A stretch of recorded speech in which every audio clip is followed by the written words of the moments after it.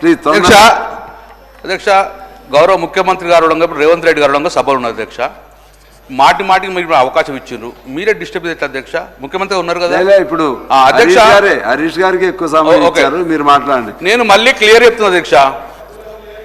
గౌరవ ముఖ్యమంత్రి రేవంత్ రెడ్డి గారు చెప్పినట్టు ఇది యొక్క బిల్లును పాస్ చేయించుకొని పార్లమెంట్లో పాస్ చేయించుకొని 9th షెడ్యూల్లో పెడతాన్నందుకు నేను నిజంగానే ఆహ్వానిస్తున్నాను. నిజంగా మా జాతులు ఎప్పుడు సంతోషపడతాయంటే ఇవి ఇంప్లిమెంట్ కావాలని.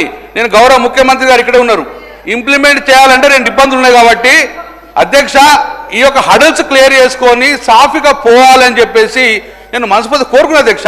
నేను మళ్ళీ చెప్తున్నాం, మా బీఆర్ఎస్ పార్టీ స్వాగతిస్తుంది, మద్దతు ఇస్తుంది. అవసరమైతే మీ ఎంబడి వచ్చి ఢిల్లీలో నిరాహార దీక్ష దూరంగా మీ ఎంబడి సిద్ధంగా ఉన్నాం.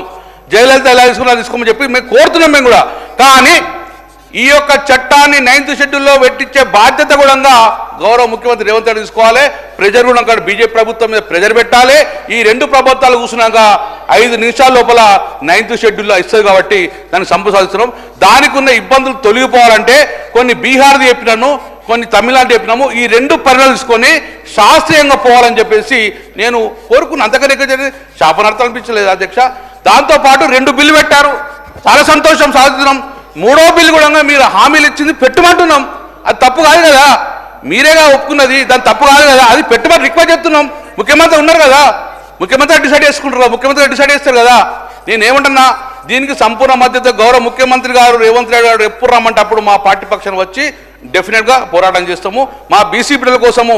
ఎందుకంటే ఆ రోజు వీపీ సింగ్ గారు అగ్రవర్ణాలు అయినా కూడా తీసుకున్నారు, బీసీది జయలలిత గారు ఇస్తున్నారు, మీరు తీసుకుని సాధిస్తున్నాం. కానీ ఇంప్లిమెంటేషన్లో ఇదే చిత్తశుద్ధి ప్రదర్శించాలని చెప్పేసి మీ ద్వారా గౌరవ ముఖ్యమంత్రి గారిని ఈ ప్రభుత్వాన్ని కోరుకున్నారు అధ్యక్షత.